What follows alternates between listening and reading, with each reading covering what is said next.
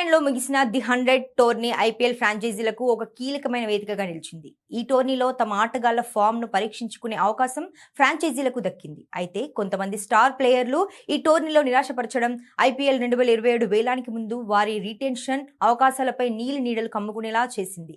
ముఖ్యంగా భారీ ధర పలికిన ఆటగాళ్లు ఆశించిన స్థాయిలో రాణించకపోవడంతో ఫ్రాంచైజీలు వారిని వదిలేసే అవకాశం కనిపిస్తోంది. రాజస్థాన్ రాయల్స్ తరపున ఆడుతున్న Lhuan-dre Pretorius, Lucknow Super Giants star Nicholas Pooran, Mumbai Indians ఆటగాళ్లు షెర్ఫెన్ రూథర్ఫర్డ్, ట్రెంట్ బౌల్ట్ మరియు మార్కో జాన్సన్ వంటి వారు ఈ జాబితాలో ఉన్నారు. వీరి ప్రదర్శన అటు ఐపీఎల్లోనూ ఇటు ది 100లోనూ అంతంత మాత్రంగానే ఉండటం యాజమాన్యాల్లో ఆందోళన కలిగిస్తోంది.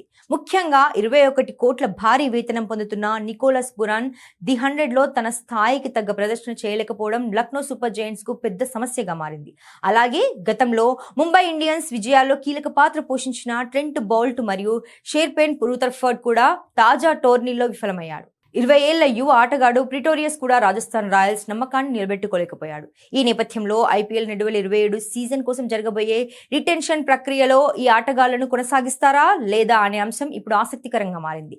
ఫ్రాంచైజీలు తమ బడ్జెట్ మరియు జట్టు సమతుల్యతను దృష్టిలో ఉంచుకొని ఫామ్లో లేని ఈ ఆటగాళ్ల విషయంలో కఠిన నిర్ణయాలు తీసుకునే అవకాశం స్పష్టంగా కనిపిస్తోంది. మొత్తం మీద ది 100 ప్రదర్శన పలువురు క్రికెటర్ల ఐపీఎల్ భవిష్యత్తును ప్రశ్నార్థకం చేసింది.